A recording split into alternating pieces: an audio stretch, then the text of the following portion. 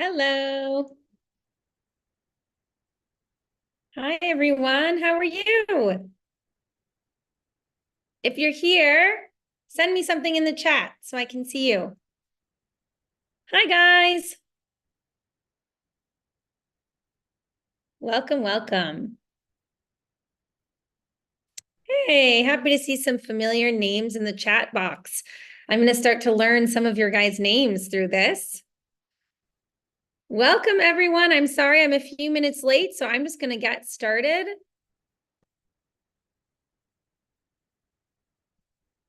Oh, although Kenza, I need you to make me a co-host, please. It's not letting me share. Kenza's my silent tech support who's on the other screen.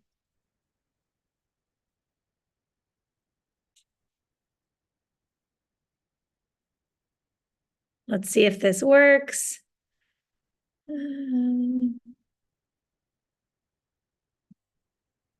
Perfect.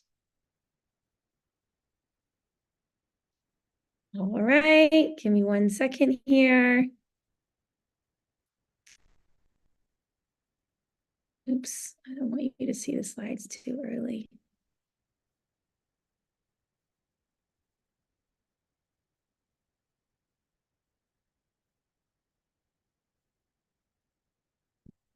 All right, tell me, who can see these? Who can see the slides? Yes, I see some thumbs up, some yes.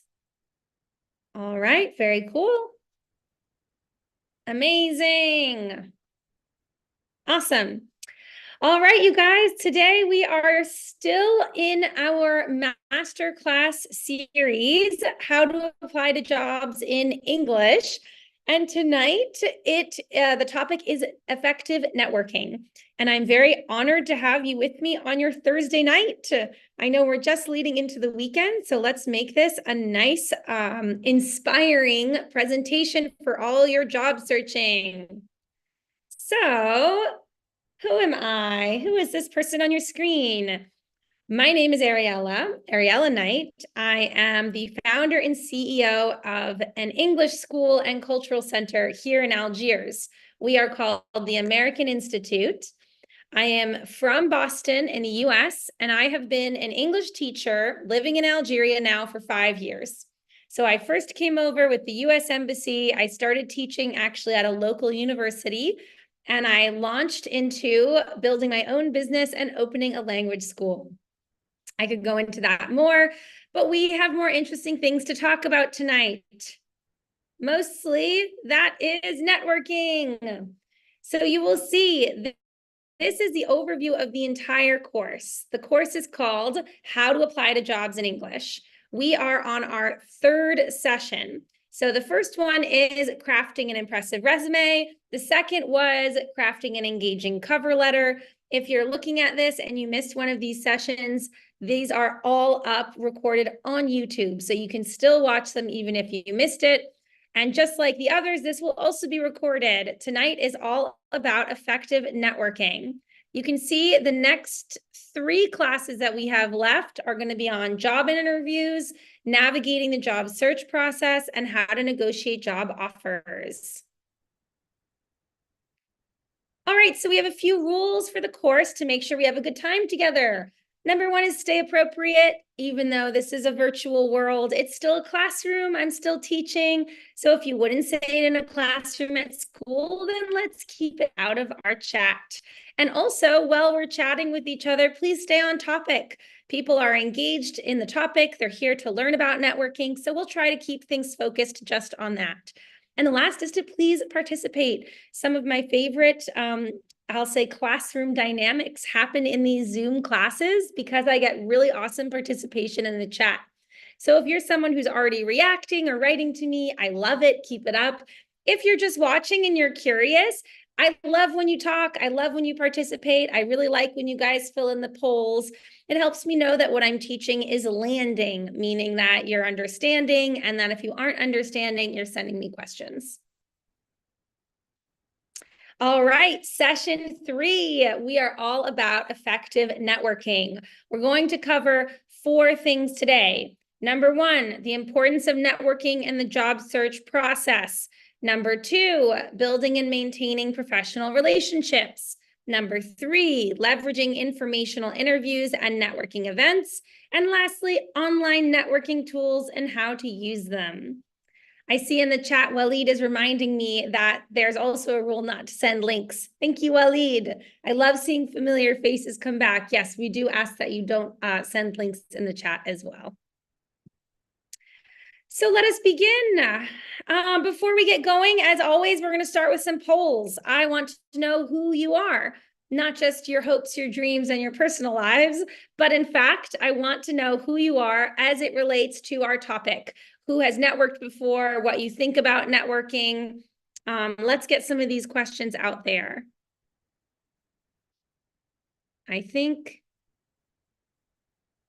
Kenza, I think you have to launch them. Oh, good. Okay. You should have a poll in front of you right now.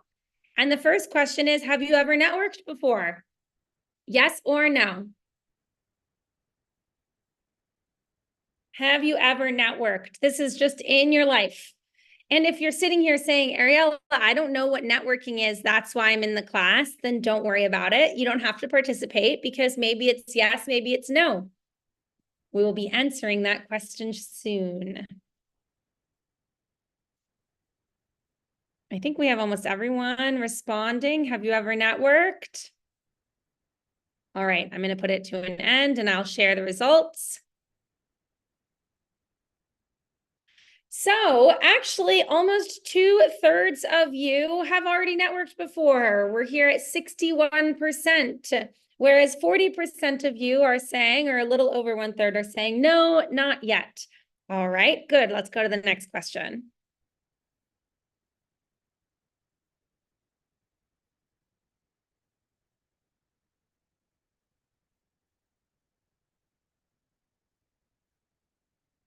All right. This is a question where you are going to answer on a scale.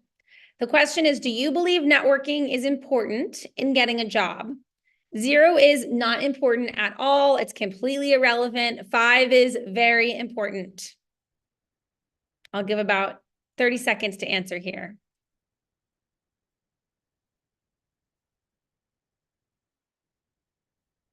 One more second. All right. Here we go. I'm sharing the results. You should see them in front of you. So about half of you are saying, excuse me, about half of you are saying 55% of you are saying it's a 5. This is extremely, extremely important in getting a job. And then we descend after that. 19% said 4, 17% 3, and then 10% of you are actually more towards the no side, that networking is not the most critical part of getting a job. We'll go into this in the presentation. I myself am on the 4 and 5 side of things, but I will also talk about how this can be industry specific. If you're going into an industry that's highly technical, where they have a really specific need for certain skills, networking can become less important. But really, in most scenarios, in most companies, and in most industries, network is only going to help you, and it can be a major step for you. All right. I think that's our only other question for now, Kenza. Do we have a third question? I see some of you. Oh, we do. Okay, question number 3. How confident are you when reaching out to people in a professional way? Reaching out to people, meaning contacting them either on LinkedIn, sending them an email, or in person, maybe showing up at the office of a company. Maybe you overhear someone in a coffee shop who works in a similar industry. So reaching out can mean any of these environments, but you are the one making that move to connect with them in a professional context, representing yourself as a fellow professional. All right, 5 more seconds. All right, I'm going to share the results. So actually, we have a really even spread. You guys can see we have 23% seem super confident, amazing. We have 23% in the 4. Honestly, I probably put myself in 4 as well. Sometimes I'm not as confident. Sometimes I'm super confident. It can depend on the person, on the day. 21% said 3, and then 16% 2, 1%, 9% said 1, and 7% said 0. So for those of you under 3, I really hope that this course today will help you build your confidence by giving you information. For me, the basis of confidence is information. Knowing what is normal, knowing what is expected, knowing what is possible gives me a foundation that I can use to then believe in myself when I approach someone. Feel like this isn't strange, this isn't unusual, that the person will react in a nice way to me. They will be expecting this kind of interaction. So I don't think we set this question up for the end, but maybe we can relaunch it at the end and see if we've increased some of those. For you guys who are at 3, 4, and 5, I mean, 5s, there's nowhere to go, but you know, even more 5, even more confident. For the rest, I hope that you also find some unique tips in here, potentially that will help you move into different industries, or that will help you know the English speaking world, the Anglophone, if it will, way of networking.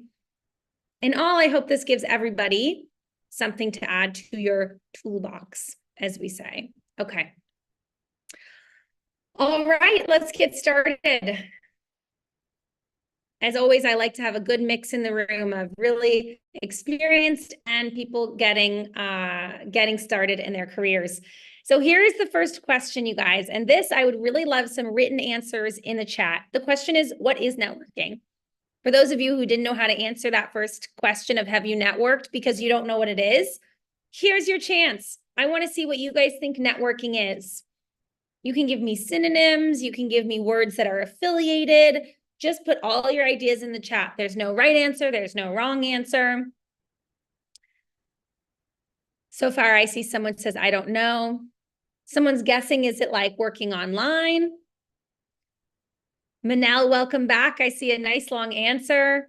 Building and maintaining relationships that can help you when you're job searching. It involves reaching out to friends, family, colleagues, attending events, expanding connections. I see a couple people wondering about that word network. Is that related to computers? Is that about using networked things like LinkedIn, or is it about working remotely online? And then I see building relationships. Interesting. Salah is saying it's about connecting to share resources, information, communication, collaboration. Ismael says it's about making friends, but in a work context. Building and maintaining professional relations. Okay, awesome, you guys. So networking for this discussion, oh no, I skipped my slide, is essentially about building professional relationships. So right here, we have a slide that says networking is not and networking is. I want you to look with me at the side that says networking is. Let's start with the definition. Networking is making relationships with professionals with shared interests. For example, someone who works in the same industry as you. If you don't have a job or you're just entering the workforce, it could be someone in an industry that you aspire to work in. So it is making a relationship with that person. It is also interacting with professionals, usually in an informal social setting. So we're not talking about a business meeting, business negotiation. We're talking really about informal settings where you're building relationships with professionals. For those of you in the chat that were talking about the definition of networking as it relates to kind of computer networks, that is actually, you're reaching for a correct definition, but for a different context. So networking, when we talk about the internet, I was going to say the World Wide Web, which is a super old-fashioned way to say that. You can use the verb networked and networking, okay? But that's a completely different context. And for today's class, because our course is called How to Find Jobs in English, we're going to focus on the definition of networking as it relates to getting jobs. And so networking in this context is about relationship building. Networking is not friends and family. It's certainly not about friends and family giving you jobs, but it's also not about friends and family at all. You cannot network with your family because by definition, you have a stronger connection with that person in a personal sphere than in a professional sphere. You know them intimately. That is not networking. Networking is professional. Same with friends. Maybe you go out to the movies together, you go out to the cafe together, you talk about many things. Maybe you talk about jobs, but that at its base is not networking. And even if that friend is working in a company and sends you a job listing, that's still working within the confines of a regular friendship. Friends help friends out. That's not what we're talking about. We're talking about actively building relationships with other professionals, and the foundation of that relationship is professional. Networking is also not basically anything that looks like a regular job application. So it's not sending a resume or asking for an interview. Let's say you go up to someone in a restaurant, you hear them talking, you realize they work at a company you're interested in, and you go up to them and you say, hey, are you guys hiring? That's not networking. That's just asking someone for an interview or asking someone if they have an opening. Networking is truly about building a relationship. And I hope by the end of this presentation, you'll understand the difference and how much more valuable it is to have a relationship with someone than to simply go to someone and ask for something transactional. I'm looking for a job. Do you have one? I have a resume. Can I hand it to you? Because right then and there, the relationship is finished. Khalas, I gave my resume.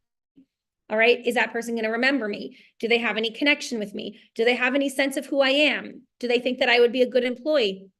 I don't know. All they have is your resume. Lastly, it must be said that networking is not flirting. It is not forming regular casual friendships, even if you're in a professional setting. So let's say you go to a happy hour.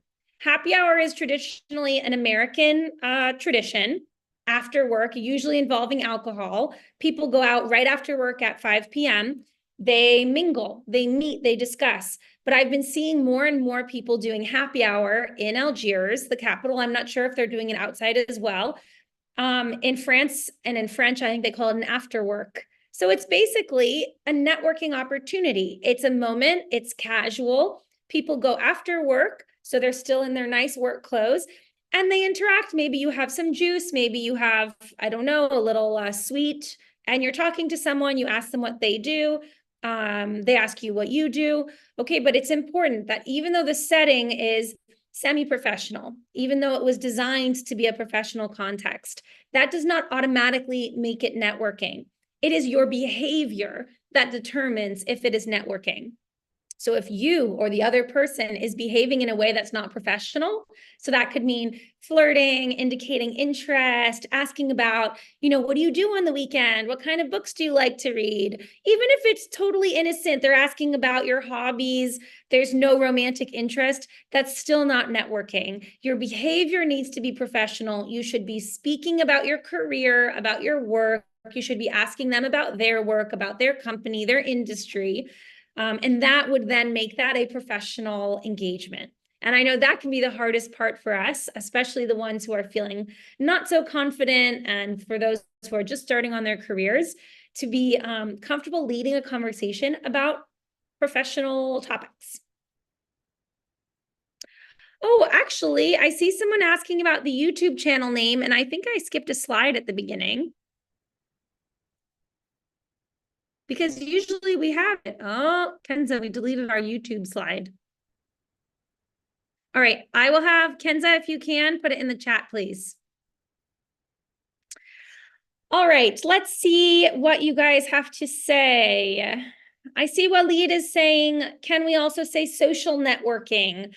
I'm not sure, because a social network, when we don't have the ing and we talk about social networks, that references social media. So then we're talking about Facebook, Instagram, TikTok, Snapchat. I don't know anymore. LinkedIn is kind of in between because it is considered a social media, but it's purely professional. But I wouldn't necessarily say social networking. In fact, because it is not social, it is professional. I mean, yes, speaking to someone in any context, you can call this social, but I prefer that we call it, professional networking. All right, moving forward. Here's an example of networking, this picture.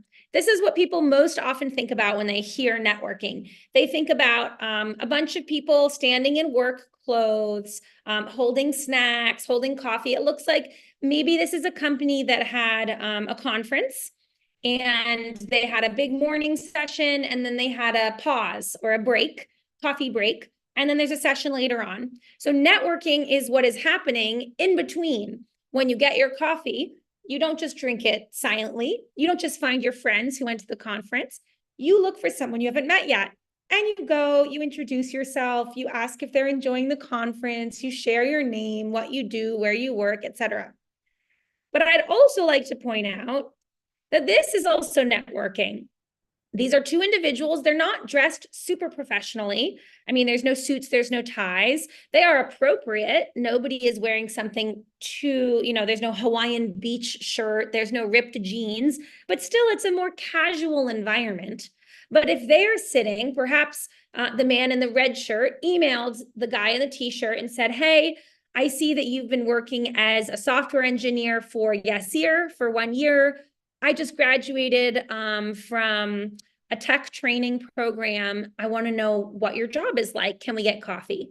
And so they go out and they get coffee and they talk together. That is also networking. It can be in a casual setting. You don't need to be dressed in a suit, but if you are communicating about professional topics and in a professional way, meaning you're not sharing about your personal life, then that is still networking. And this is also networking. So what we're going to talk a lot about today is how to use, really, we're just going to talk about LinkedIn, but as a title, we could say how to use social media or online platforms for networking. So this one, I wouldn't focus on reading the text. It's basically just someone trying to meet up with someone else. But I want you to imagine that you do not need to wait for a conference. You don't need to wait for an event. You don't need to, jump into the scariest part, which is perhaps going face-to-face with someone in order to start networking. In fact, after we finish this masterclass at 8:30, you can hop on LinkedIn and you can start networking immediately. And in fact, I would love if you would do that and report back next class and tell me how it went. So all three of these things we refer to as networking. Talking during your workday in your work outfit, at a conference, meeting outside of work over a coffee, or engaging online.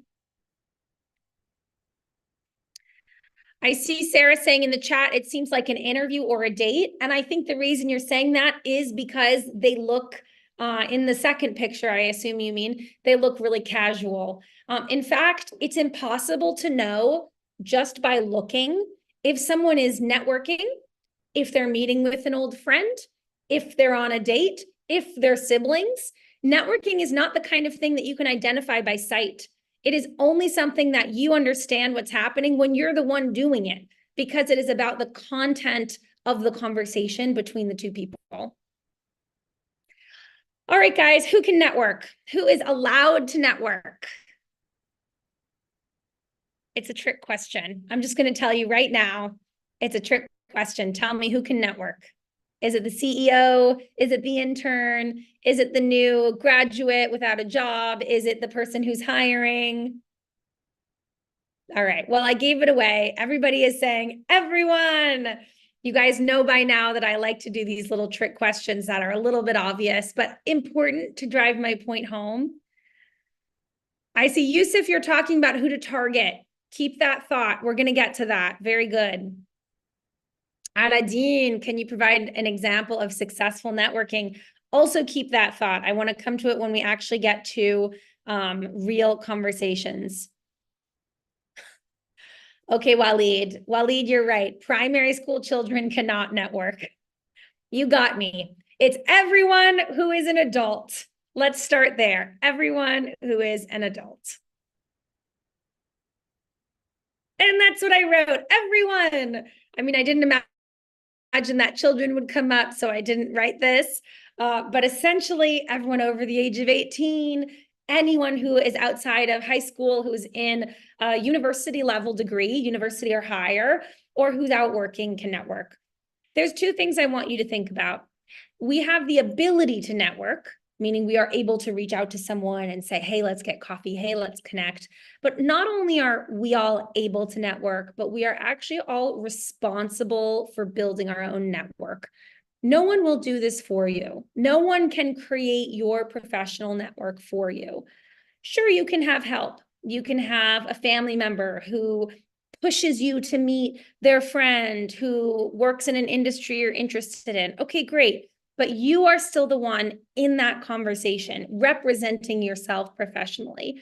And something I really like about networking is that it is equally accessible to everyone.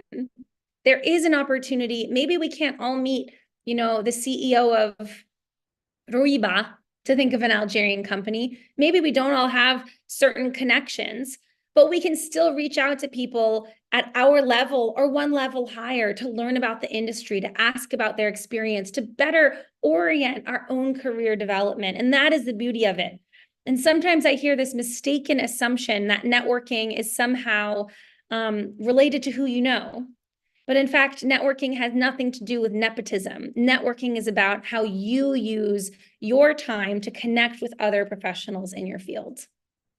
I'm curious to hear if I've persuaded you, because I know in Algeria, sometimes people are not persuaded and they think networking is exclusive.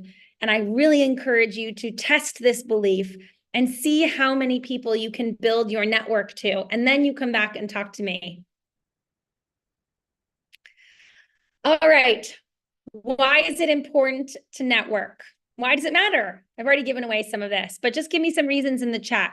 Why is it important? Also, I see Hanan. I'll answer while you guys type. I see Hanan, you've asked, why is it everyone and not everybody? I assume that's an English question. They're synonyms. You can do everyone or everybody. It's just a preference. It's important to network for extra opportunities. It's important to improve your communication skills, to find new job opportunities, to get more information, to get life experience. It helps you to build and grow your career, to build your business, to get in touch with people, get more opportunity, maybe getting more information about jobs and then getting new jobs, improving social skills, being confident, meeting new people, to build a successful career. Aladine asks, can networking help you secure funding for a new business? I think the answer to that is definitely yes. More expertise. All right, let's see what I put here. So the first thing, I think the most kind of general way we can say why it is important to network is really to learn more about the industry we work in or that we want to work in. And this is a general, I mean this in the most general way because it encompasses a lot of different scenarios. Learning more about the industry we work in. That could mean meeting a colleague who works at another company in the area. So let's say we're both in Hassi Messaoud, we work in oil and gas. They work at another company, we meet, and I learn that they're opening a bunch of new projects in a certain domain. That could be interesting to me, maybe because I want to change companies. And so I can imagine, oh, if they're opening new projects, they'll probably release job offers soon. But also it can be about collaboration. Maybe my company is looking to collaborate with another company. And now I can go back to my boss and share essentially intel. Hey, boss, I found out that the company down the street is actually opening a similar project, and I know someone there. And do you think maybe we should set up a meeting?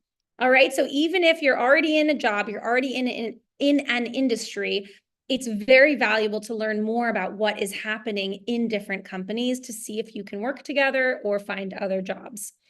The other is about hiring trends. So this is good for people trying to change industries or new graduates looking for their first jobs.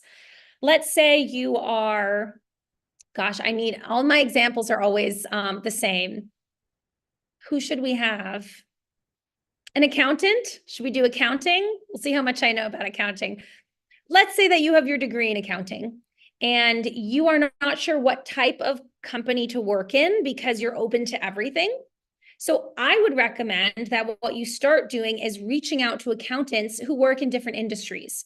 So you could reach out to someone who works at KPMG. This is an accounting consulting firm that works with a lot of other companies. Then you could reach out to, let's say, a grocery store chain. You know, this is like a company that has maybe 6 or 7 grocery stores throughout the city. They manage a lot of import. They manage a lot of logistics, transportation. They need very strong accounting as well. You can pick any industry. Every company will need an accountant, but you're not sure because the jobs that you see on LinkedIn don't look interesting and you want to know more. So you can choose someone from those companies. They can either be accountants or people who work near the accounting area. So it could be sort of human resources or administrative officers. And in a networking dynamic, so in a conversation with them, you can ask them, do you guys hire frequently? How long do people typically stay in your company? If they say, oh yeah, we've had our accountant for 20 years, that tells you that maybe they don't have new openings often. If they say, actually, our accounting team has 15 people on it, okay, that's good to know. That means that it's more likely that there will be regular turnover. Turnover is what we call it when people leave the company and open up spots for new hires. So, okay, I'm going down on a tangent, but basically it's important to network, to learn about the industry that you work in or you want to work in, new projects and new jobs, hiring trends. And the last one is feedback on companies. And this one actually is quite important, which is when you're interested in working at a company, you probably want to spend at least, I would say 30 minutes to an hour, if not longer, learning about that company. Is this somewhere you want to work? Do they treat their employees nicely? Do they pay well? Do they pay on time? Do they have professional development opportunities for staff? Do they have travel involved? What is their vacation policy? A lot of this information you'll learn in a job interview because you're with the hiring manager. You get to ask your questions at the end of the interview. And if they offer you the job, you can even ask questions again.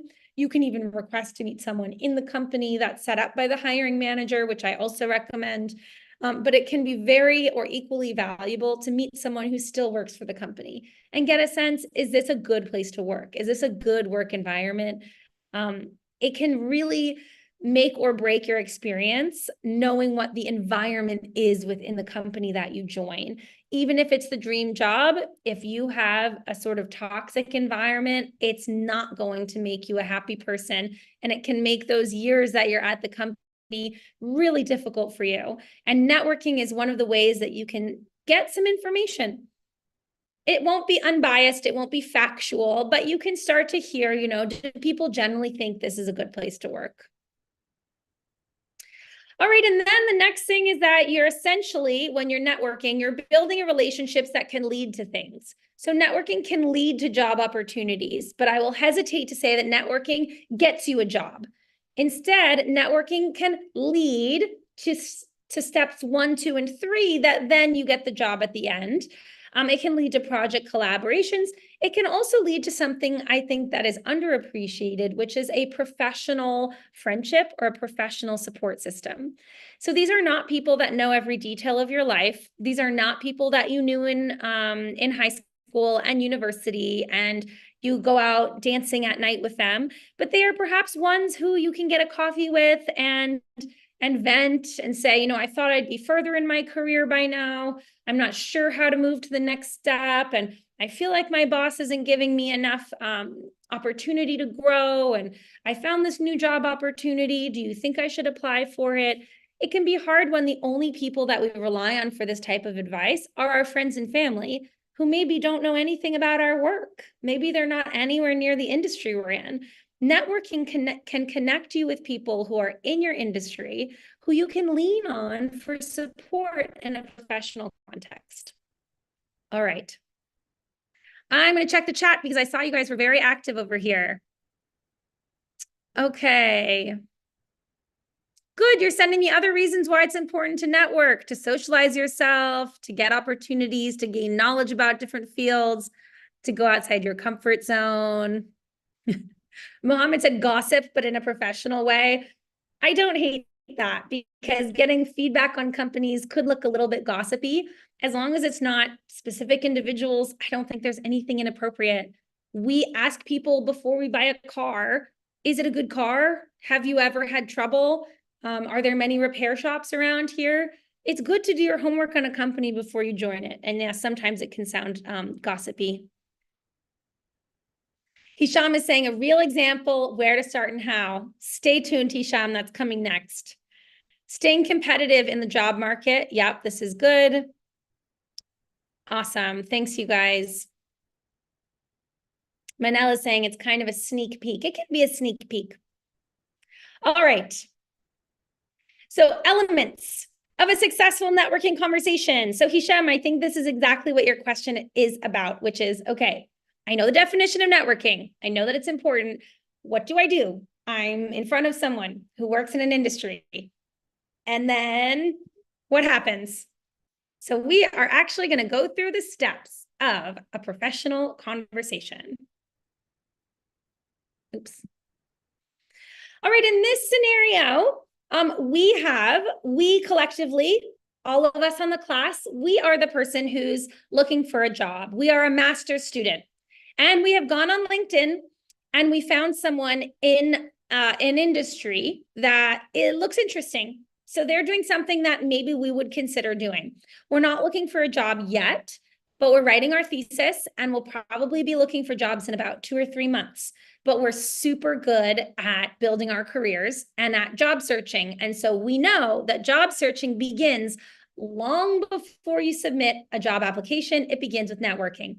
So we've asked someone on LinkedIn, in this case, a woman, we've asked her if she would meet us over coffee to talk about her field. Okay, so the step 0, the reason I'm giving you the context is because the context is basically the setup. The step 0 is that there has already been initiation to get to this point. You could also imagine that we were at a research conference and we both went out for coffee and then we sat down and started talking. Either of those work. In my mind, the more proactive one, I want you to feel empowered to do, which is where you really seek to create the networking opportunity. So you introduce yourself and you state clearly your professional goals. In this case, this person says, I'm a biochemistry master's student and I hope to start a career in research when I graduate next year. You will note that I said state your professional goals. I did not say ask for a job. In fact, it is extremely important when you are networking that you do not open a conversation asking for a job. And in fact, I don't recommend that you bring up jobs as it connects to this person. Like, are you hiring? Is your company hiring? Can I give you my resume? No, I don't think you should say any of those, because the entire point is that you are building a relationship with this person. You're not asking them for something. It can feel really, really different. Even if we all know that perhaps you're hoping that the relationship will lead to a job, that still means that you're invested in what they have to say, in their advice, in their career path. When we ask for a job in a networking conversation, it can make it seem like that's the only thing we cared about. You know, I'm going to ask you all these personal, professional, not personal. I'm going to ask you all this professional advice and I'm listening and I'm taking notes, but in reality, all I want is a job. And that is not the impression we want to give. So step 1, introduce yourself. This is something you can practice at home, especially for those of you trying to build your confidence. Practice introductions. And anyone can introduce themselves professionally, even if you have never worked before. Here is an example of someone introducing themselves professionally who has 0 job experience. Step 2, ask them questions. Remember that you are leading the conversation. Do not wait for them to lead.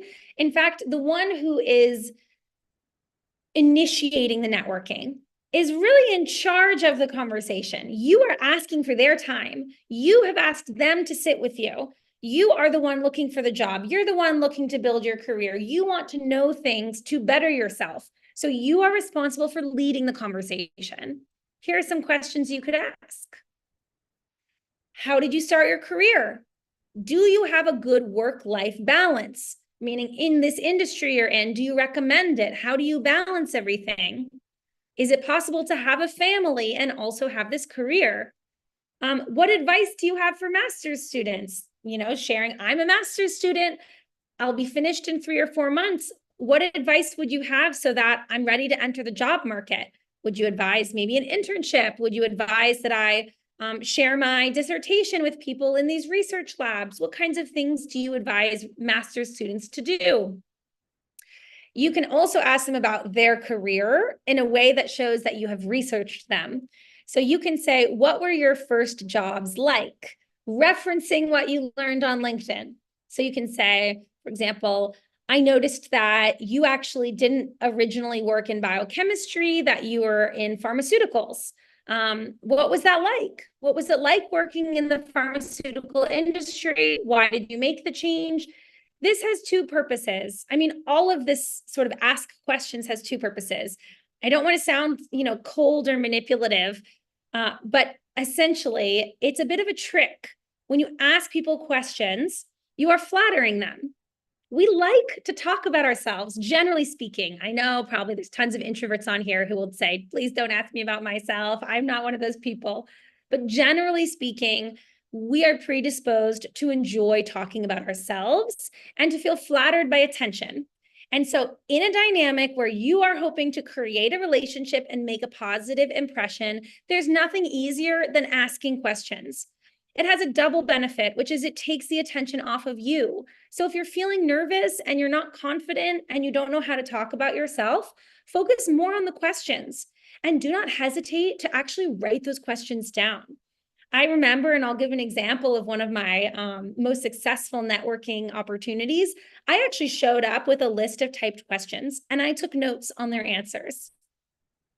The last question example I have here is, would you recommend I start by looking for internships or jobs? So showing that the questions you're asking, they can be about their career, they can be about advice for your career, and they can also be about their industry. Those are kind of the 3 main categories.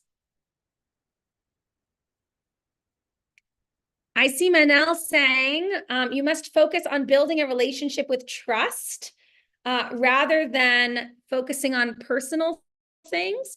I would say yes, I think trust is important, and it's important to keep the message professional and to make sure that they know that you're there for the right reasons. You're there because you're genuinely interested in them and you're interested in their advice. Step 3, thank them for their time and exchange contact details. So here are a few examples of how you can talk about this. You could say, I really appreciate you taking the time to give me advice as I embark upon my career. Would it be okay if we stayed in touch? Sometimes people tell me that that sounds a little too, maybe not confident enough to say, oh, would it be okay? Me, I think it's fine. I think that's super appropriate. I enjoy that when people network with me and they ask me, would it be okay if we stayed in touch? Would it be okay if I emailed you? I actually really appreciate that. But some people, it's just not your style, and I get it. So another way to say this would be maybe to give them a business card or to say, I'm following you on LinkedIn. I look forward to staying in touch, something like that. So you're not asking to stay in touch. You're saying, I look forward to staying in touch. All right, guys, give me 1 second. I have a puppy who's decided to make a little bit of noise behind me. I need 30 seconds.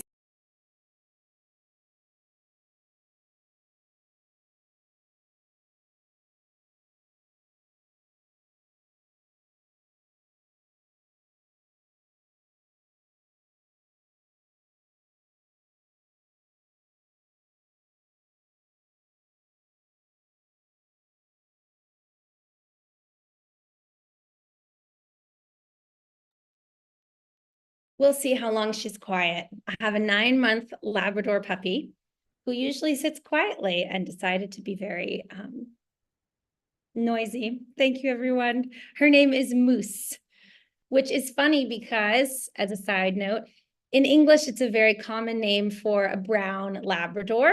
We call them moose, like, the animal with the big antlers.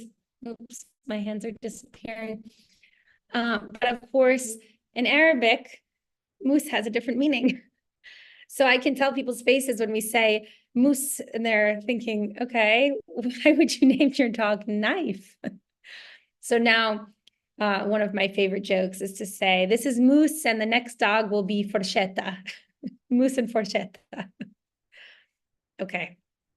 All right. Thank you for allowing this little pause, which will make its way into the saved YouTube. So if you're watching on YouTube, hello, I have a puppy. All right. So let us continue. In case you guys were worried, these weren't live classes, they're fully live. All right, so there's actually a step 4. Step 3 is not the last step of networking because you should follow up. A key point of building a relationship with someone is making sure that it doesn't end with just one single interaction. So step 4 is emailing a thank you note or maybe a thank you on LinkedIn. Possibly I will accept a thank you on WhatsApp if you've already been exchanging on WhatsApp. Perhaps you were exchanging to schedule when you met up, then it's totally appropriate. Otherwise, stick to LinkedIn and email. This is polite. The reason I suggest you do it on email is it also guarantees that they have your email. So imagine you met with someone who's the CEO of a company, they're super busy, they make time for you, you sit over coffee, you ask them your questions, it's a really great experience, but you're thinking, how's this person going to remember me? I don't know if this is going to stand out for them the way it stood out for me. So what you do is you email them a thank you. And then maybe 6 months later, there's internships opening at the company and the CEO, they're not going to remember your email. They won't have kept your business card. I'm sorry to tell you, but they'll probably be able to type your name into their email history and you'll come to the top. So it's a very strategic way to make sure that you can stay in touch afterwards. If they have requested it, and only if they requested it, you can attach your resume. If they have not requested it, attaching your resume is similar to asking if they have a job in the conversation, because both of these tend to send the image or put the idea forward that really the only thing you wanted from them was a job. And even if that's true, we don't make that seem true. It feels impolite. It feels like it invalidates the whole point of the conversation. Like, why did you waste my time for an hour if you just wanted to hand me your resume? Something like that. So it can leave kind of a negative taste or a negative sentiment behind, and you really don't want that. All right. Step 5 is relationship maintenance. It never ends. Just like friendships do not end. All relationships continue until you stop paying attention to them. So if you're telling me that you've built your network, that doesn't just mean that you've met people once. It means that you have stayed in touch with them. I'm not talking every day. I'm not talking every week. I'm just talking about somewhat regular check-ins. A check-in could be liking their posts on LinkedIn. It could be following up on the first conversation to invite them for coffee, sort of if it's relevant. Maybe you see that they said that they're attending an after work on Facebook. So you could send them a message, say, hey, I'm also attending that after work. Looking forward to seeing you there. Let's have a moment and catch up.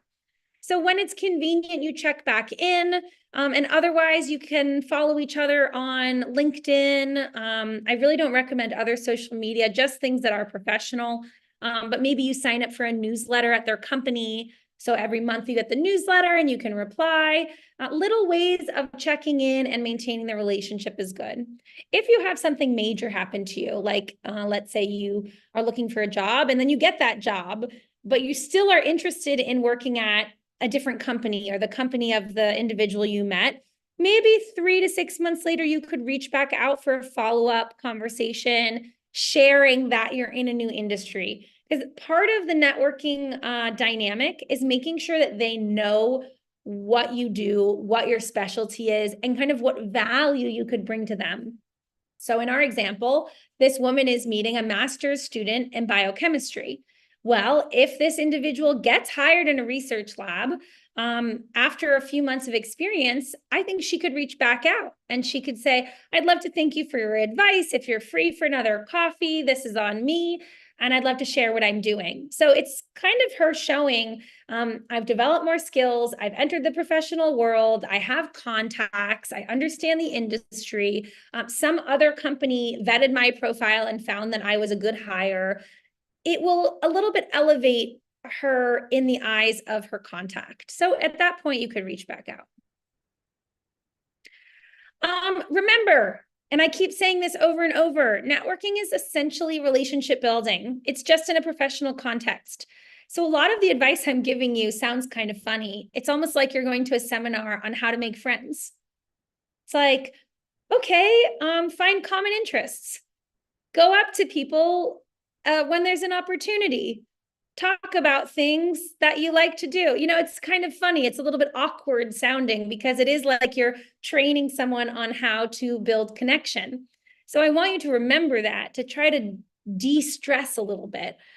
If you can have a conversation with your family members, with your friends at university, with, I don't know, your colleagues in your volunteering group, there's no reason that you shouldn't be able to network. It's just helpful to go through this kind of training so you know the expectations, because there are a few expectations, but once you know them, you can trust yourself.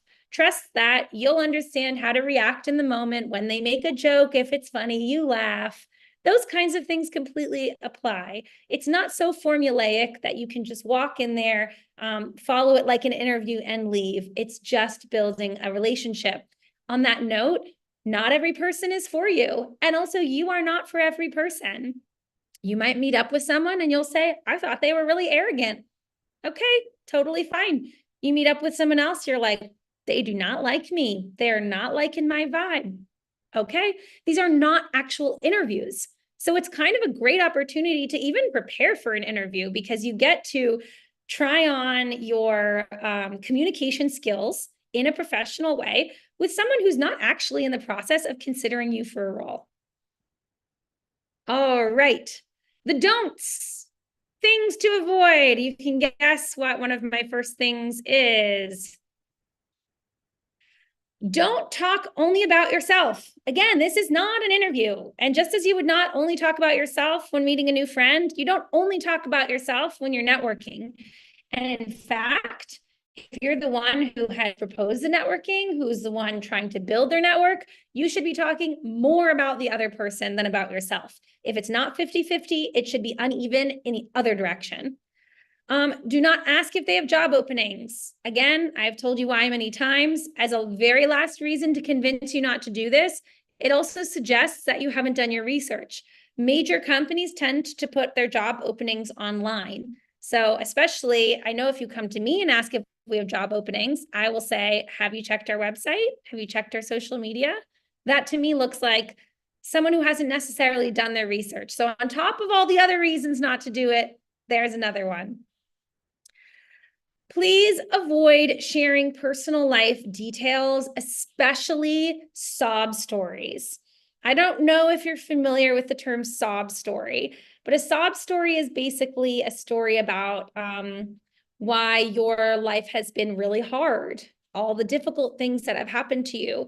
And it tends to be interpreted by the person hearing it as a request for help, a request for assistance. So it can feel like, we're not exchanging professionally, but you are here to ask for something, and you're going to ask through sort of emotional language. It may not be what you mean. You may not be trying to ask. You may think, oh, they asked about my life and I just wanted to share. Well, sharing is okay to an extent, but it must remain professional. So imagine someone asks, why are you in this city? I don't know, maybe we're in Wargla, where we have a workshop coming up. Someone says, I see that you lived in Algiers and you moved back to Wargla. What brought you back? And maybe you came back because you had a death in the family. So you can choose. You can say, I came back for family reasons. Or you can say, I actually came back because my grandmother passed away. And they will say, my condolences. You can say, thank you very much. And then the conversation will move on. So I'm not telling you you have to avoid your personal life, but it cannot be a topic that you engage in heavily. as much as maybe as cold, as cruel as that sounds.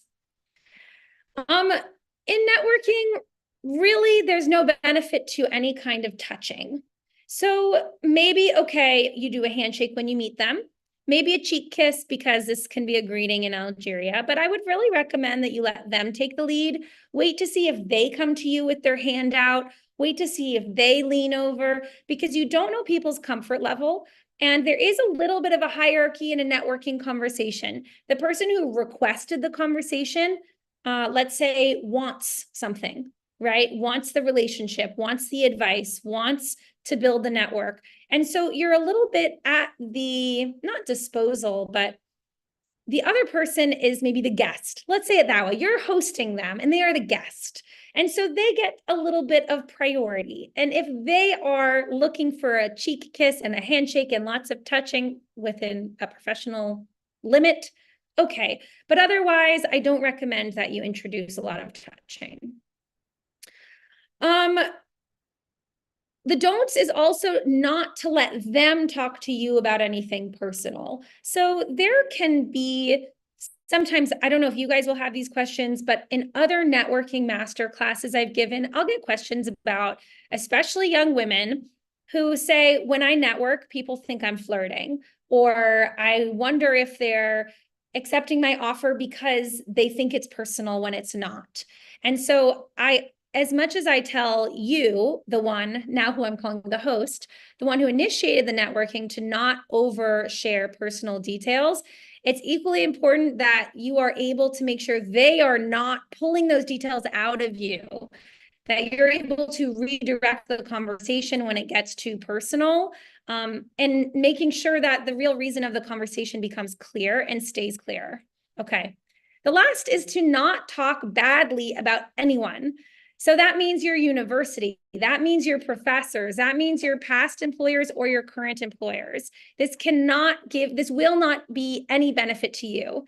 Usually when someone hears you speaking about someone badly, it comes across as gossip. It comes across as someone who's kind of hard to please, who's very, you think the world should be easy for you. You're just a complainer.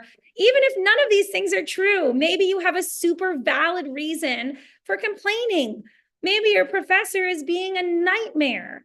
But in this setting, you're not going to be able to get that across. It's just going to sound negative and maybe send the message that you're the kind of person that talks.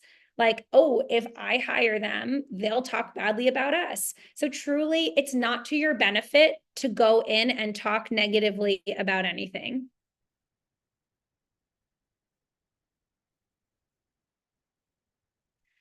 All right, how can you start building your network from zero? I'm just checking the chat. It all looks pretty good. Being positive. Amazing, Hanan. Yes, good luck with your English. Thank you, Yasmin. Yasmin's doing some promotion for us. Walid says, are critics okay? I think you mean if it is criticism okay if they're objective and the person in name is not mentioned?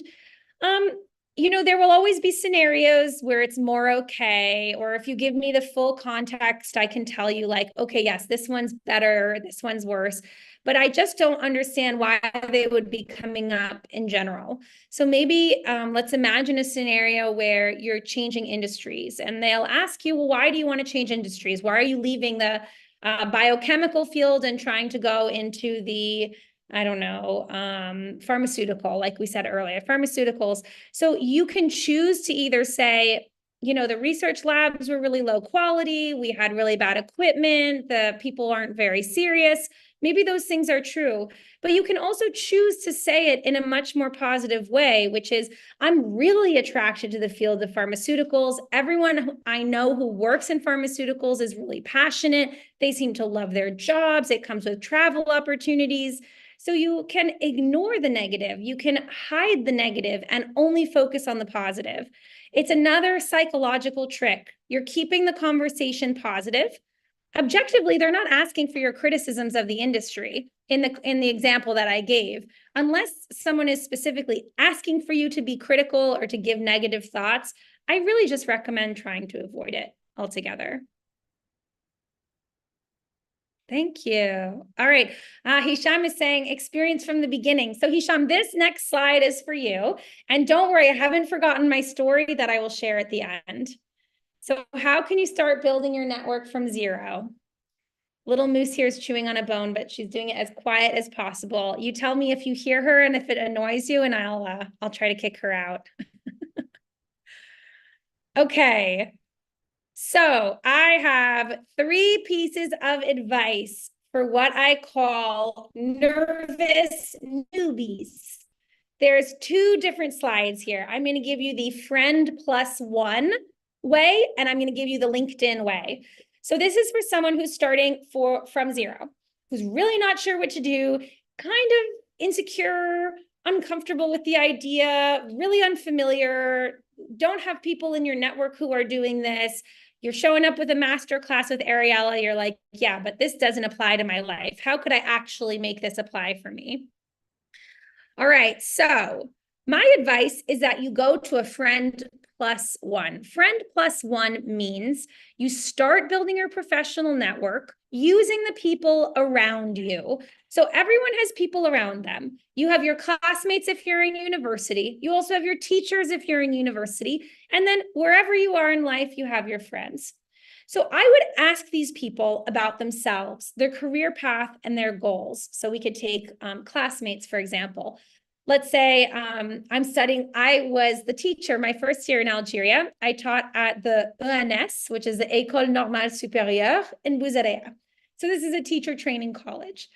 So if I'm a student in this school and I'm studying to teach English, I can ask my classmates, hey, what are you guys going to do? Do you think you want to teach English in a private school? Are you going to try to teach English abroad? Are you thinking of interning somewhere? And among your classmates, I imagine, I hope, you find someone who's thought about this, who can say, actually, I've been looking for jobs, and here are 3 companies I've looked into. Maybe you'll find someone who says, yeah, I already teach English on the weekends. There's a local school in my neighborhood. Maybe someone says, I don't know, but I've been following this training program online that teaches certifications. So these are people that can give you ideas, that can inspire you. So for the friend who recommends 3 schools, look those schools up on LinkedIn, follow them on LinkedIn, look up who was the founder of the school, follow the founders of the school on LinkedIn. For the one who's already working somewhere, you can also do the same on LinkedIn, and you can even ask her or him, hey, could I come with you? Could I come and see their offices? I'm just curious to know more about the industry. I want to see what these schools look like. I want to see kind of how many teachers they have. I want to learn about their qualifications. So then you could go to the school and you could talk to the receptionist and say, I'm training to be an English teacher. My friend teaches here. Who do you hire? How many years of experience do they need? Essentially, you're approaching your own career as a research topic, similar to writing your dissertation. You look for people who have information to give you, and you gather it. I want you to note that that is not necessarily networking. Going to a receptionist at a school is asking for information. That's not networking. Following people on LinkedIn is perhaps the beginning of networking, but there's no relationship built. So this is really about getting into a position where you'd even know the person to talk to or the person to connect with. The last step I wrote here is to ask them, so the person who you're talking to, whether it's a friend, a classmate, a teacher, if they can connect you with someone else or something else. So that was my example about the company to look into or an association. Maybe they volunteer and you can say, that sounds interesting. Can you connect me with that Instagram profile? Let me see if I want to join that association. I'm just trying to show you that you don't need to start on LinkedIn typing, for example, marketing jobs, because what's going to happen is you're going to feel like a very small person, small fish in a big pond. You're mostly going to find the big companies, the ones that hire a lot of people at once, that are probably the hardest place to start marketing because they get a lot of requests. So start within your own community, start within your own network. Don't think of it as applying for jobs. Think of it as a research project. And then on the next slide, I'm going to go into kind of how you'd ask for that first relationship building once you do connect with somebody on LinkedIn. So this is the 3 pieces of advice for newbies, the LinkedIn way. So you can either start here, or what I recommend you do is you start the friend plus one way. It is just so much more effective. You'll find things that are within your neighborhood, within your industry, or who already are familiar with where you're coming from, whether it is your community, whether it is your university. So number one, if you're just starting on LinkedIn, so you're not able to do the friend way, this is maybe someone who's changing cities and wants to network before they arrive. So I'm from Tlemcen and I want to move to Wahran, but I don't know anybody in Wahran and nobody in my network knows anybody in Wahran, and there's really nowhere to go. Friend plus one is not taking me anywhere. So then we enter the world of LinkedIn from the start, and it's a little bit harder. So the first thing you're going to want to do is follow people who are in similar careers and industries. And I'm not talking about the Oprah Winfreys. I'm talking about people who are at local companies. So if you want to move to Wahran and you want to, gosh, what are careers? What do people do? Maybe you want to be a project manager. That's pretty general. Project managers exist in every industry. So let's say you want to go to Wahran and you want to be a project manager. So what you should start to do is look on your LinkedIn and follow people who are project managers and live in Oran. And LinkedIn lets you sort by location. I say follow and not connect because these are 2 different things. Following is passive, meaning that you don't get accepted or rejected. It's automatic. You click follow, you're in. Then once you start following enough people, you start your research. You're understanding where are they working, you read what they post, you read about their industries. Truly, this is, like police sleuthing. If you know the word sleuthing, you're combing through the LinkedIn. So I followed Amina. She was a project manager at a local radio in Oran. So I look at the radio, then I see that they have 4 project managers, each in a different department. So I follow all of those 4 project managers. Then I go into Amina's profile and I look at the 3 last companies she worked at. I do the same thing in every single one of her former companies. You can learn a lot about the industry that you're going into by doing this detective work on LinkedIn. And I promise you it will come with rewards. Either you will be rewarded by getting information on your own, or you will get rewarded through these networking conversations where you don't sound like a total newbie. You can go, oh yeah, well, actually, I'm familiar with all 4 of the main radio stations in the area. You don't have to tell them why. And there's no shame in telling them why. I've done my research. Yeah, and I know that this one is the biggest, this one is the oldest, this one seems the most fun based on their online profile. And these are even good questions to use in those conversations. Hey, I've noticed that you guys really seem to target a younger audience. Is that true? Or is that just what I'm seeing lately? Anyways, research is your friend. The next thing after you do this following exercise is actually start to connect. So connecting is not passive, meaning that the person who you try to connect with has to actively accept you. And when you connect with them, you can write them a note.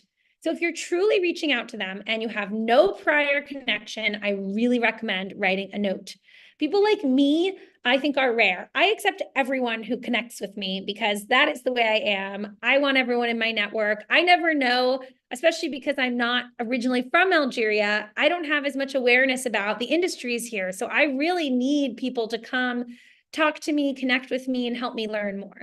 So some people accept everyone, notes or no notes, but a lot of other people, they only connect with people they know or who write them a message explaining why. So a message should say things. This is the last step. Well, actually, no, the last step is after they've accepted. I didn't put what the message could say, but what I recommend is you not just use the template, which is, I want to add you to my network. I would add a personal component. I would say, hi, Amina. I'm looking to enter the project management field in Oran, and you have really interesting experience. I'd love to add you to my network. I think they only give you 140 words or characters or something like this. It's limited, so you can't put your whole resume.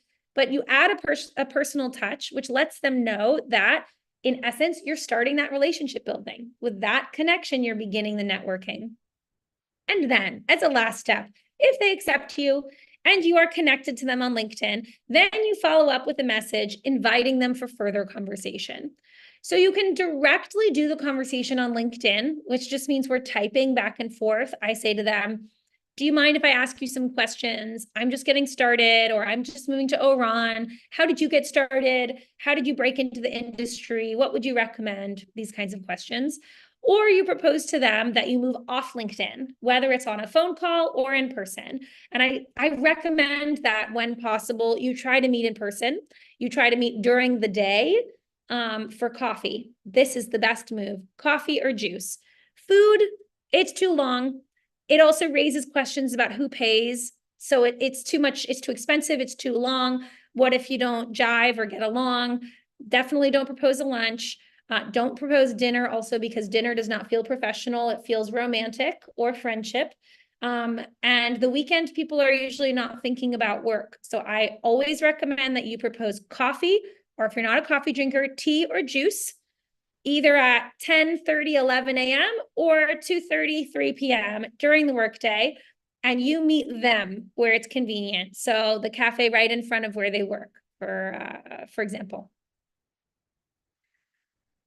All right, I think we're coming to the end of the presentation. This, before I go into my story, I have not forgotten. And going back to some of your really good questions at the beginning, here are a few ideas for those of you starting from zero. There's online forums and communities. So that's not just LinkedIn. That's things where you're actually joining with other people, and there's a chat feature where you're in a group chat. I mean, this is basically a Facebook group.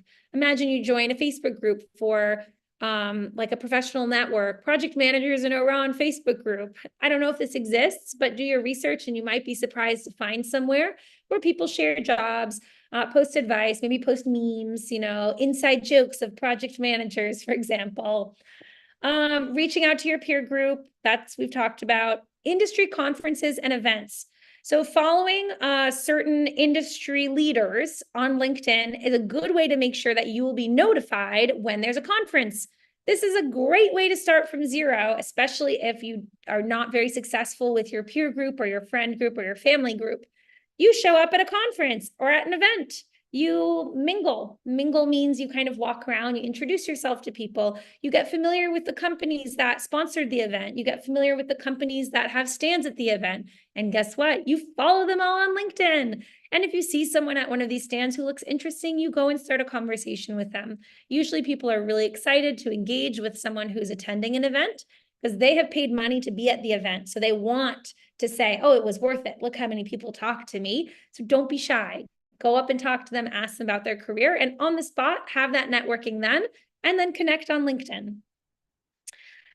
Join associations and clubs where possible, attend seminars and workshops. Similar to this one, masterclass, although the fact that you guys are just in a discussion together and there's no exchange of contact information, this is not exactly a networking environment. Maybe you're networking with me, you're going to remember my face. I mean, I hope, I think, but otherwise, when you attend a seminar and a workshop, you want to go somewhere that you are either on the video screen with your name underneath you, or you're in person. And trade shows and expositions. All right, Q&A. Let's do some questions, and then I will tell you guys about my best networking experience. All right.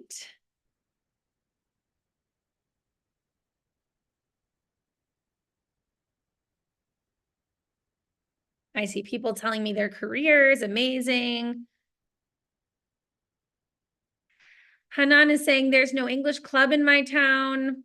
I want to lead the club in the future. Great. Starting a club is a good way to network. You can network with the people who join. Miriam says it's professional healthy stalking. That's a very good term for what I'm recommending. It is absolutely healthy stalking, and it's fully professional. The great thing about LinkedIn is you don't know anyone's age. You don't know if they're married. You don't know about their hobbies. So stalk away, and you should never feel creepy because you're not actually looking at anything personal. Yassine is saying usually they have more details on job descriptions about the company. This is absolutely correct. Yasmin's saying something interesting. She's saying, Ariella, people in Algeria don't like to share their experiences with people.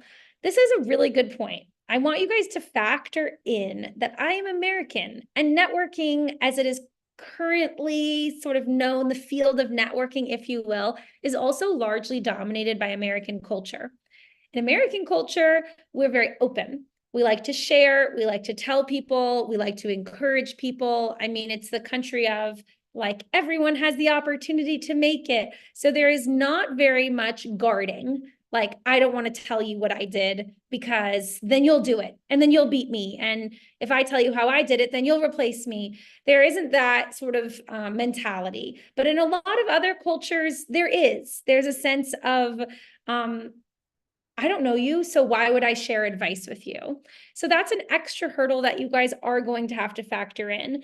But I would have to say that I've been here for 5 years, and it's not just my own networking, but also observing the networking of my employees, of my Algerian friends with other Algerians, that you will encounter both. You will encounter people who aren't open to networking with you. They don't accept you on LinkedIn. They don't accept the request. They don't answer your questions. Okay, but you will encounter people who are as excited to talk to you as you are with them. I have met many industry leaders here in Algiers who are really motivated, especially to support young people. So there's an opportunity there. Just as many doors are going to close in your face, you should find those doors open of people who won't see you as a threat, who won't interpret, their own knowledge as a secret. Even if they have something secretive, a networking conversation doesn't mean you'll learn all their professional secrets. You're simply asking them, do you think I should get an internship? Not like, who funded your business and can I have their phone number and will they fund mine instead? Right? So you can't control how people react to you when you propose a networking conversation, but I would motivate you to remember or sort of think glass half full. That means like glass half empty as we look at the negative side, like the people who are going to react negatively, but we could also change our perspective and look at the positive and say, there are people out there who will connect with me. There are people out there who will be open to engaging and be open to just a conversation that's essentially advice giving. That's also why it's important to not ask for a job, because asking for a job makes it feel transactional. And that can trigger a sense of they want something from me. They want something that I have. There's a second motive here. And so we want to not let that be part of the conversation at all. Let me know if I've convinced you. I know that I come with a really different perspective from you guys, and I don't live in the shoes of everyone listening here, but I hope it's food for thought.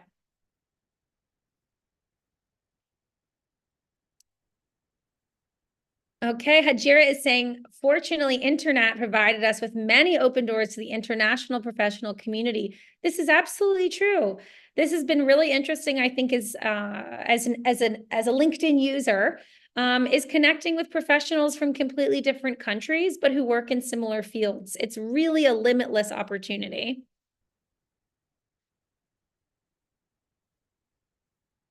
Oh, Raunak wants me to go back. I can go back. Tell me, is it this one? The friend plus one?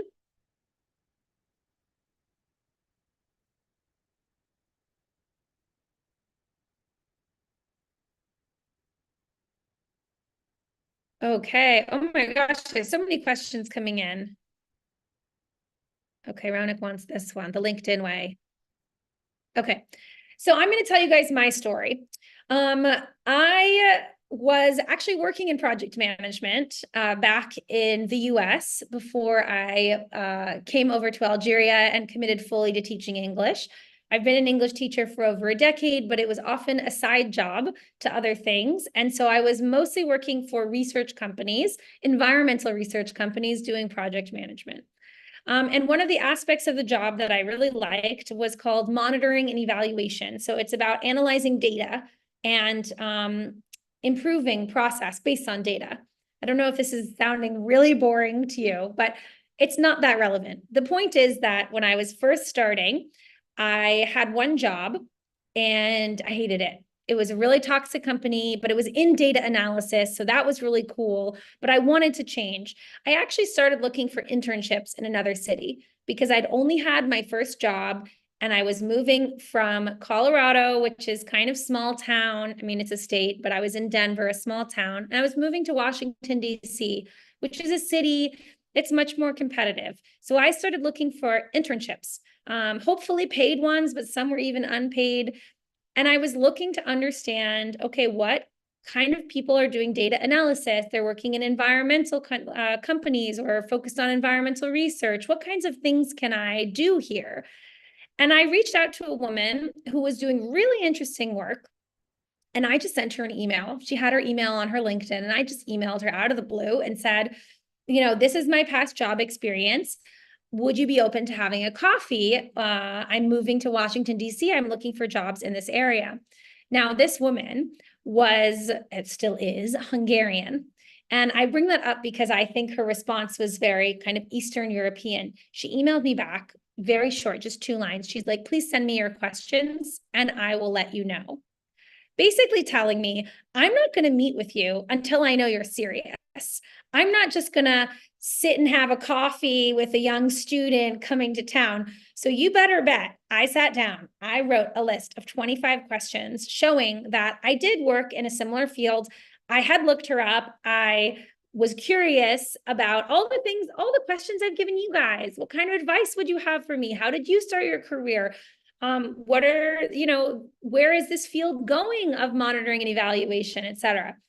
So I met up with her and she just made me sweat. It felt like a job interview, even though I didn't know her. And I was actually meeting up with many people who were in this field. And she's just sitting, like, not giving me anything on her face. It goes on for 45 minutes. And then at the very end, she says to me, yeah, we're going to be hiring some paid interns soon. I'll reach out and let you know when that opens. And she never saw my resume. I never asked if there was a job. And about a month later, I get an email from her with an internship description attached. And I applied and she accepted me. And this is, I hope, a story that motivates you guys because I had no personal connection to her. I had no jobs in really high-ranked organizations. I believe firmly that I was offered that. It wasn't a permanent job and it didn't turn into one. It was just a 3-month internship, but it was enough to get my foot in the door. I really believe that my willingness to go through a conversation with her that was professionally focused, that showed that I was someone who could arrive on time, that I could create a list of questions, that I could research her. I was in doing the networking conversation with her, I was also demonstrating some professional skills. And then she chose to hire me in the pool of applicants, perhaps because she had already met me. And so she knew more about me than the other applicants. So for those of you who will say to me, it's impossible to get jobs in Algeria without really strong connections, I use this story to say, but you can make connections.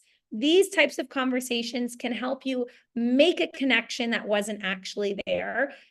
Maybe it's with a really tough Eastern European, or maybe it's with a really nice Algerian, but meeting someone face to face, there's nothing that replaces it, and they will remember you.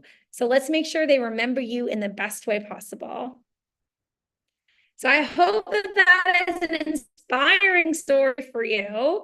I'm going to go ahead and answer a few more questions before we go. But I don't know. I try my hardest to encourage you guys to see the opportunity that networking presents and not see it as a burden that's impossible to get right and that is invaluable. That, other people are using their fancy connections, so there's nothing for me. No, there is something for you. There is a way to build your network, and there is a real advantage to having a network already set and ready to go. Okay, let's see. In my questions, I have Manal asking me, how do we overcome the challenge of the fear of reaching out?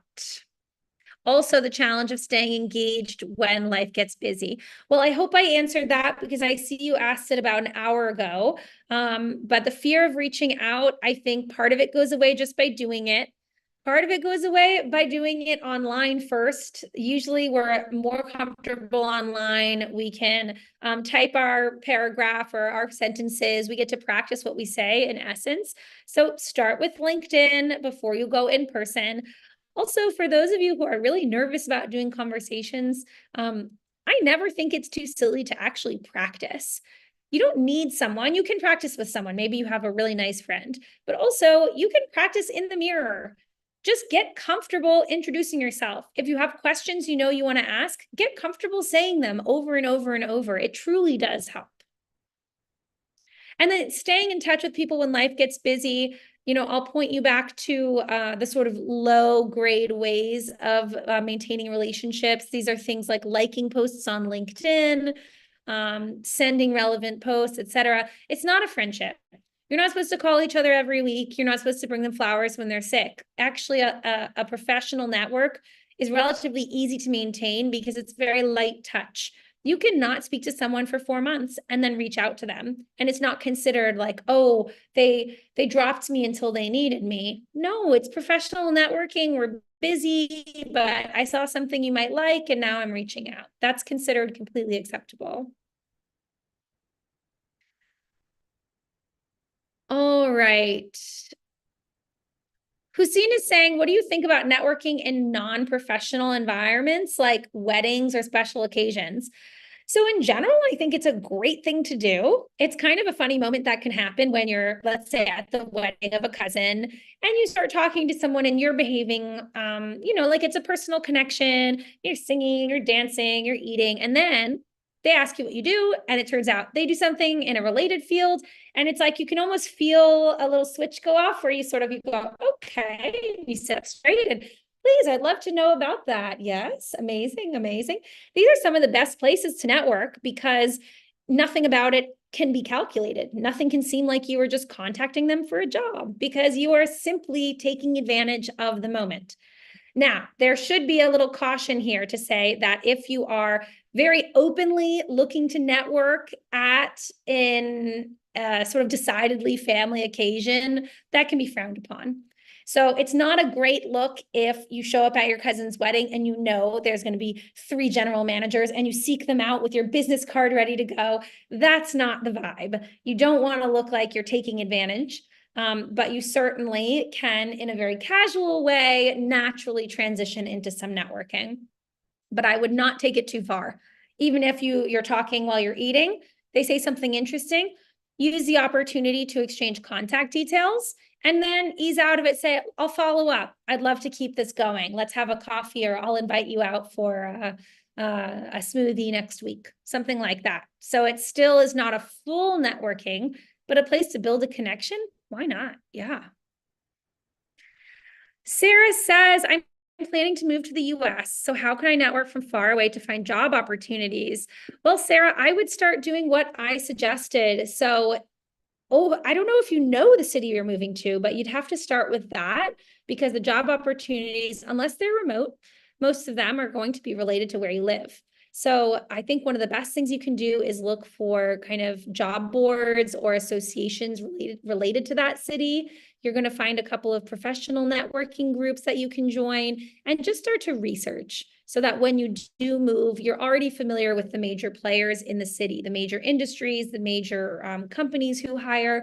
And then as soon as you arrive and get there, you can start to reach out to connect. You don't necessarily have to wait. I know you could say, well, I could do video calls, etc. But especially when someone is arriving from far, I can tell you, at least myself, I often don't feel as motivated to connect until I know that they've arrived. So I'll have people tell me like, oh, I'm American. I want to move to Algeria. Can we talk? And I'm like, okay, we can talk. Sure. And I share my advice, but it feels much more transactional. Like they really need my advice in order to understand how to move here. When they're already here and they're like, hey, I'm an American in Algiers. You want to meet up? I'm like, yes. So cool. Welcome. Let's talk about everything. Have you been to this grocery store? Have you tried this coffee shop? Have you gone to this beach? There's much more to connect on. So I know you might feel impatient and you want to get started networking right away, but I would just know that those conversations will be much more powerful when they can meet you in person. Okay, I'm going to just pick one last question. Thanks, you guys, for this positive feedback. What a nice group. All right, Salah, last question from you. How can individuals maintain and nurture their network connections over time? I think, like I said before, the main point is that you maintain some minimal amounts of contact. But you don't necessarily have to meet up with them regularly. You don't need to spend substantial amounts of time. And something else that is useful and can serve two purposes is you can also start posting on LinkedIn. So when you post on LinkedIn and you provide your thoughts, like, advice I wish I had when I started looking for a job, or, thoughts from my first year as a technical engineer. I don't know, you're posting something professional on LinkedIn. All of your connections are going to have an opportunity to follow you, to follow your journey, and to feel connected to you. So it's actually a way of staying in touch with your connections and making, sort of inviting them into your career development without you having to do anything individual. So I would consider also posting on LinkedIn about your own career trajectory, your own sort of career thoughts, reflections, analysis as another way to keep those connections strong. All right, you guys, thank you so much. It's a pleasure. I hope to see you all for our next session. Let's go and see what it is. Thank you for putting up with the puppy. Wait, I skipped it. So the next session is mastering job interviews.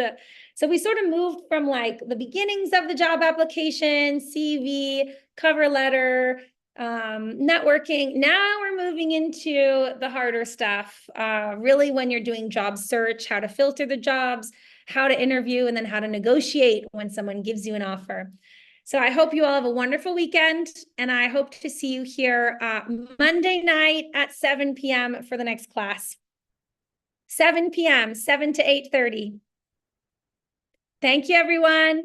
Have a good evening.